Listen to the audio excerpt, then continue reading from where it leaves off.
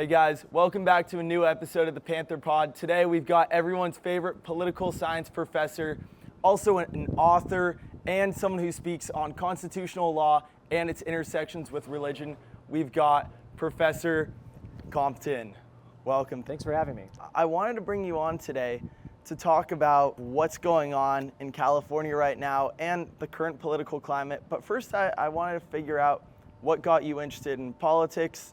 Sure, yeah, well, I used to work in politics. I worked for a member of Congress from Kansas in the House of Representatives for about 4 years. And I think something about that experience really got me interested in studying the political system to understand, the forces that shape our political system, why people vote the way they do, why people behave the way they do in the political system. So that led me to get a PhD in political science, and now I've been here at Chapman teaching political science since 2011. And what's one thing that you took away from being in DC? I would say maybe one thing I took away is that the sort of picture of the political system that you learn in middle school or high school civics isn't the full picture, right? Whether your individual member of Congress has any real power is going to depend on, do they sit on the right committees? Is their party in the majority? Do they have the ability to get legislation to the floor of the House? What sorts of fundraising options do they have? And, so there's a sort of whole world out there that's not really necessarily covered in high school civics, and so I think that's one thing that drew me to political science. It's just to better understand how the system operates. The main thing that I want to talk to you about today is California's current legislation with Proposition 50 and kind of what that means, what the context is of this, and first off, what gerrymandering is and the basic structure of California's congressional districts. Yeah, well, I guess just to back up and provide a little context about, drawing congressional districts in California, if you look back a few years, California, through a ballot proposition, adopted this nonpartisan redistricting process. And I think there was a lot of thought at the time that, gerrymandering is, not really a very legitimate thing to be happening in a democracy because for a lot of reasons, but for one thing, it really allows elected officials to choose their own constituents. They can draw the maps in their advantage. They can draw the maps to advantage one party over another. They can draw the maps to make sure incumbents don't face serious challenges. Yeah. And so I think California voters wanted to, do away with that and create a system that would create districts that fairly represent communities, don't really tilt the partisan balance one way or another. So I think that that ballot proposition passed pretty easily. But now we find ourselves in a very different environment where traditionally districts are drawn after the census, which happens every 10 years. And they're traditionally only drawn once. It might take a year or two for it all to play out because you have court challenges or whatever, but within a year or two of when the census happens, you've got your congressional districts for that decade. But now we find ourselves in an unusual situation where Texas has announced it's going to draw new districts to try to squeeze out more Republican seats from Texas. And in response, Governor Newsom has made the case that we ought to at least temporarily suspend our nonpartisan redistricting process and draw maps that are going to produce more Democratic seats from California to balance what Texas is doing. And then, of course, you've got other Republican states that are now coming under pressure from the Trump administration to redraw their maps. So we're in this kind of tit-for-tat process where instead of trying to draw districts that fairly represent local communities, both parties are trying to squeeze out as many seats as possible for their own side. And the stakes of this are obviously pretty high because Democrats only need to take, I believe, 3 seats to gain the majority in 2026. So if either side succeeds in squeezing out more seats through redistricting, it's going to be harder. That calculus is going to change. It's going to be harder for Democrats to retake the majority if Republicans get more seats out of this process, which it looks like they will. So this is just another example of how polarization is kind of warping our core political institutions. And just circling back, California does have a unique structure. Would you explain how it's different than other states? Yeah, so there's no, the Constitution doesn't specify how states have to draw their congressional districts. So in some states, it's left totally up to lawmakers. So they can draw the maps to be as one-sided and partisan as they want. A handful of states have adopted some kind of nonpartisan process with the goal, again, of creating districts that, when you look at them, they look reasonable. They represent, coherent cities, towns, counties, communities. They're not crazy shapes that are designed to just, squeeze out more seats for one party. And, California is one of those states. We have a process where we have a commission that has, and most of its members are chosen through a random draw, actually. But there are Democrats, Republicans, Independents, and their goal is just to create coherent districts that make sense geographically and in terms of the cities and communities they represent. So the goal is not to favor one party or the other. One thing you do have to point out is that, our current map, which was drawn through this nonpartisan process, the current California delegation, I think, is about 75% Democratic, which is a slight Democratic lean compared to the overall House vote in the state of California. But largely that's just a function of where people live, because along the coast you've got a lot of districts that are going to be 60-40 Democratic or 55-45 Democratic, and then in the inland parts of the states you have a lot of deep red districts where there aren't a lot of people. So almost any reasonable map you come up with is going to have a bit of a Democratic lean. Yeah. So that's one argument you might hear from Republicans for why they're trying to squeeze out more seats out of Texas. But to be honest, Texas is already pretty heavily gerrymandered toward the Republicans. So we're now getting to a point where we're having lots of states where, when it comes to the total House vote, one party's winning the divide in the total House vote is maybe like 60-40, but the smaller party gets like one congressional seat, which is really hard to defend from the standpoint of democracy. How exactly does gerrymandering work, from the most simple terms? Right. So if the goal, if you're a party leader and you want to get as many seats for your party in Congress out of your state, then you want to either pack all of the opposing voters into as few districts as possible, maybe one or two districts, and then all the other districts will be like, 55% your own voters as a result, usually.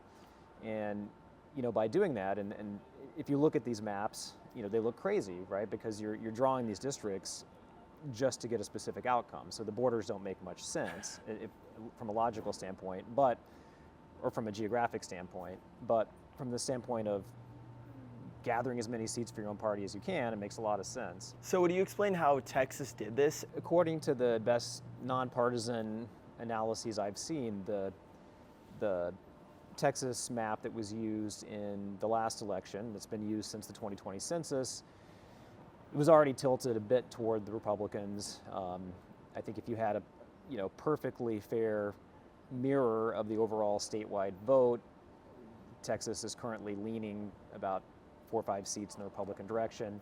Yeah. But President Trump got together with party leaders in Texas, encouraged them to do this mid-decade redistricting, which again is highly unusual.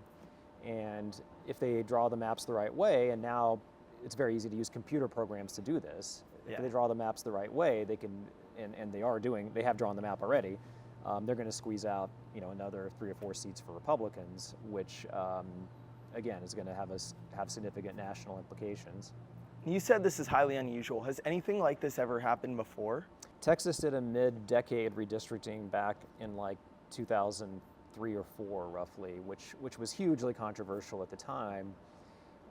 But it didn't set off this kind of tit-for-tat process, as I recall. It was just Texas, and everyone kind of left it at that. But this time we have this tit-for-tat process where California has already responded, and we don't know yet if Prop 50 is going to pass. It may or may not. But in any case, several other Republican-leaning states have now said, in response to what California is doing, we're redrawing our maps as well. So Missouri is doing it, looks like Indiana is going to do it.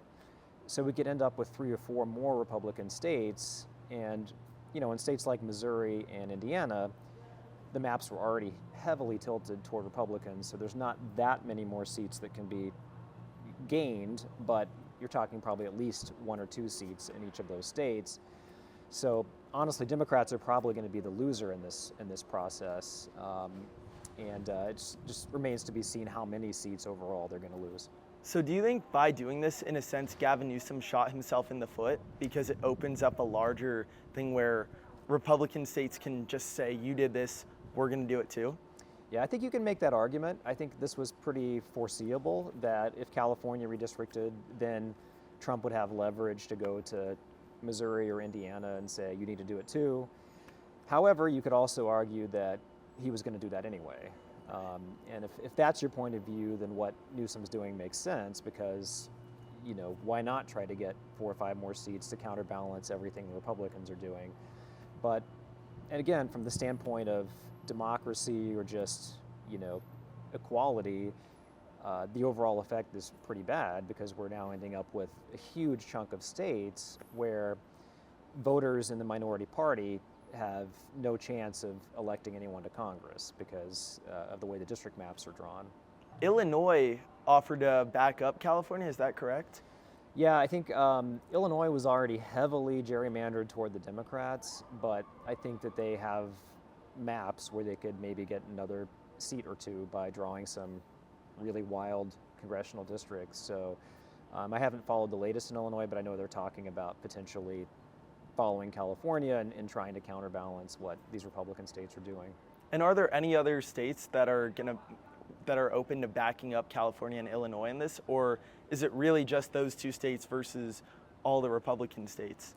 Yeah, I mean, from what I've seen, I have, other than Illinois, I haven't, it's possible that I missed something, but I haven't seen any other large Democratic states talk about redistricting.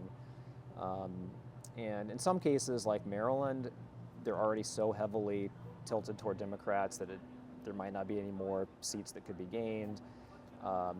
But yeah, we'll see where it goes. But I think we probably would have heard about it by this point because it's already kind of late in the day to get things set up for the 2026 midterms. So then what are the larger implications of Prop 50? I mean, I guess 2 things to mention. One is that the way the law is written, as I understand it, if it passes, this would only temporarily suspend the nonpartisan redistricting process. So it could be reinstated in 2030. But I think we have to assume that probably Democrats will try to scrap it all together if Republicans go through with all of their planned redistricting. So this could very easily mark the end of nonpartisan redistricting in California, which is in a way, I think, pretty sad because when this ballot proposition was adopted, there was a lot of optimism that maybe California could lead the way toward a more nonpartisan process nationwide where voters would have fairer districts, lawmakers wouldn't be, doing these extreme gerrymanders.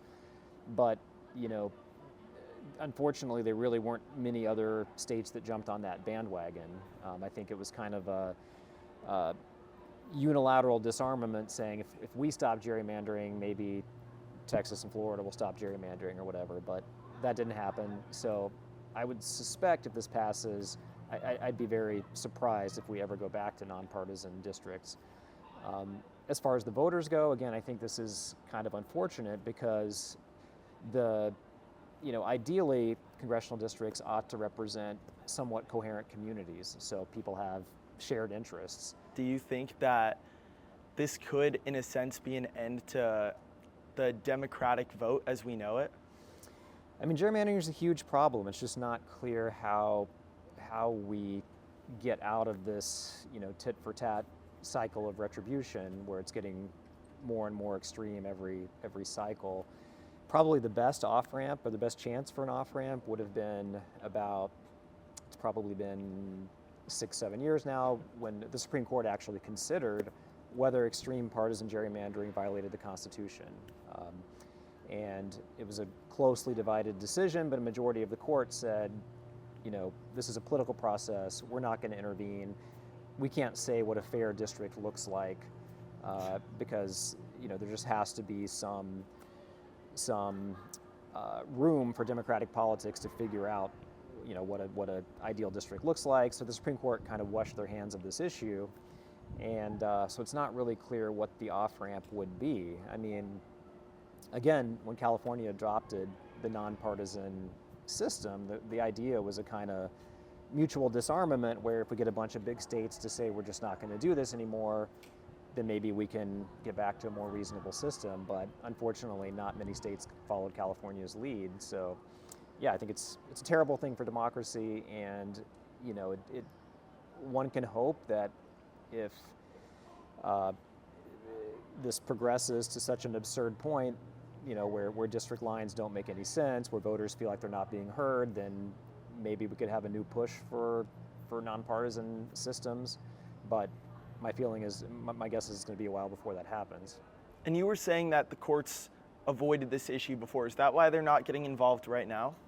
Yeah, I mean, so the courts have always had a role to play in looking at congressional and state legislative maps, but at least at the federal level, the Supreme Court has said there's nothing in the Constitution that prohibits partisan gerrymandering.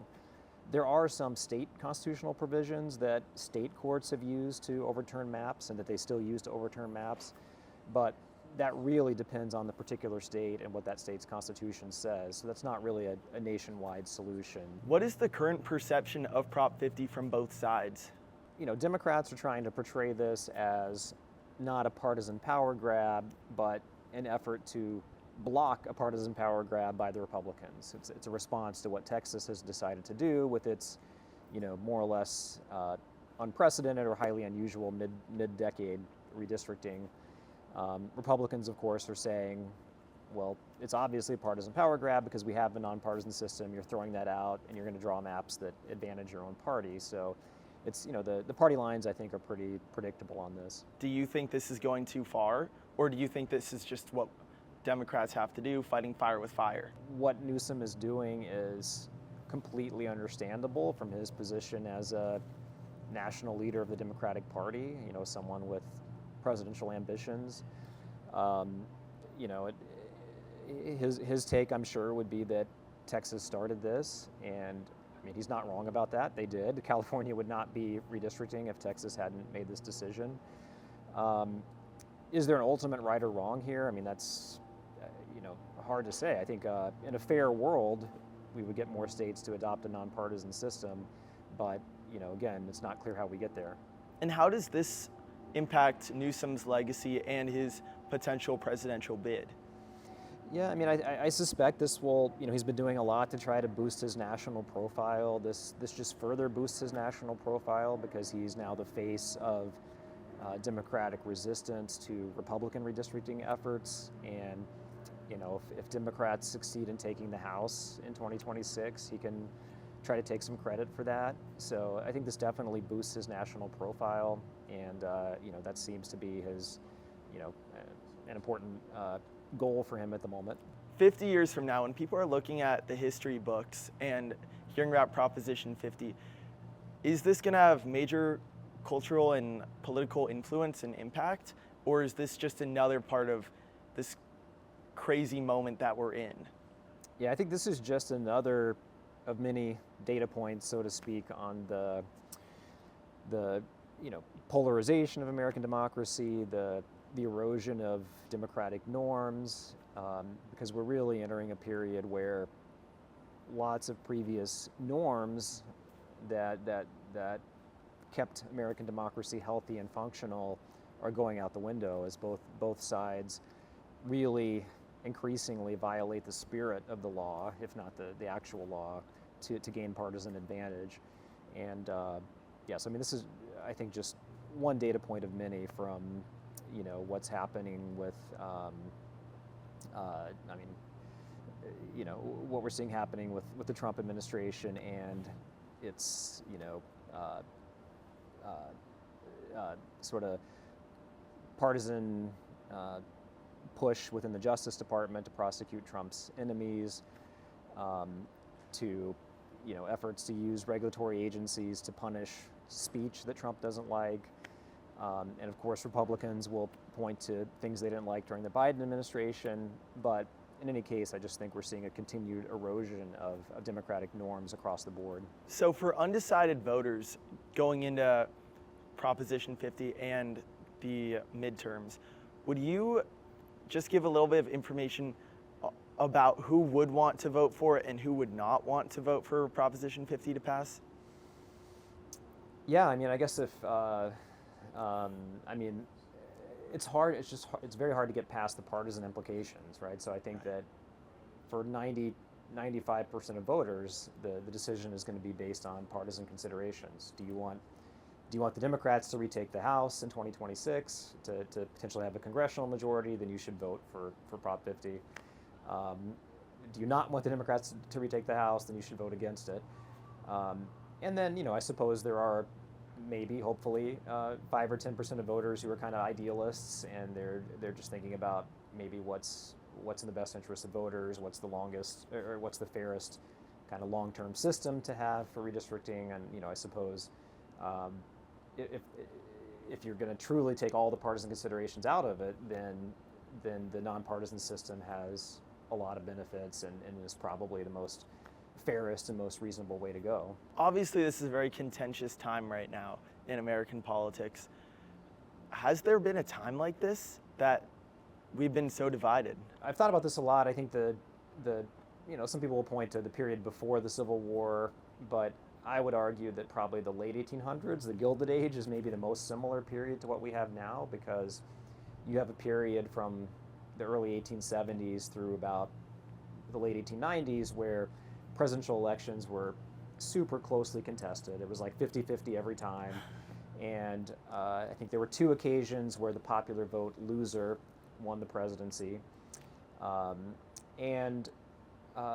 You also had both parties engaged in really unprecedented kind of constitutional hardball, to use a phrase that some constitutional law professors use, where Republicans were doing things like adding lots of new states, where they had turning territories into states so that they would get extra senators, extra representation in Congress. And that effort turned out to be a little misguided, because some of those states ended up flipping to the Democratic Party within a couple decades. But I think that's maybe the closest parallel to today, where the country was closely divided, but both parties were doing everything in their power to bend constitutional institutions to their advantage. And I think that's kind of where we find ourselves today. And how, in the 1890s, how did that all resolve? It resolved, I would say, through a couple of elections where it really all comes down to the 1896 election, which we probably don't want to spend a ton of time on, but long story short, Democrats made kind of a gamble, and they adopted a very economic populist platform, trying to co-opt the populist movement that was booming in the 1890s. Worked for them in the sense that they won a lot of Western states where there were a lot of populist voters, but was an overall loser because that platform was very unpopular in the Northeast, and the Northeast is where all the people lived. So we went from a closely divided period to a period where Republicans had huge national advantages, and Democrats just weren't competitive for the presidency anymore. So it sort of ended through a self-inflicted wound of one party making a bad strategic decision. And, could something like that happen today? It's certainly possible, but it may take something like that, where one party just sort of is no longer nationally competitive, to kind of ease the tensions and get back to hopefully a system where our constitutional norms have more power once again.